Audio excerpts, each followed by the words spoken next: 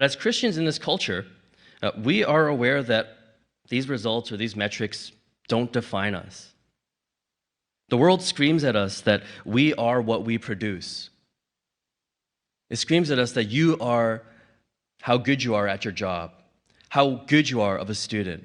It screams at us and says, if you aren't these things, if you aren't behaving right in these set number of ways, then you're not as good as these other people. But I think what God wants to remind us through Isaiah's witness is that at our core, we are loved, we are forgiven, we are equipped by grace alone.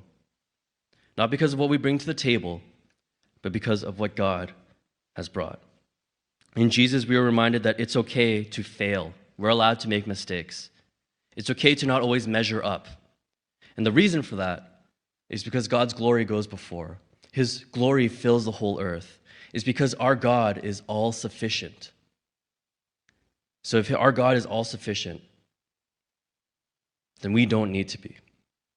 In our culture where everything can be measured, what we eat, how much we move, how many meetings we have, how many assignments or volunteer hours you've done, Isaiah's call to ministry challenges us not to make decisions based on results alone.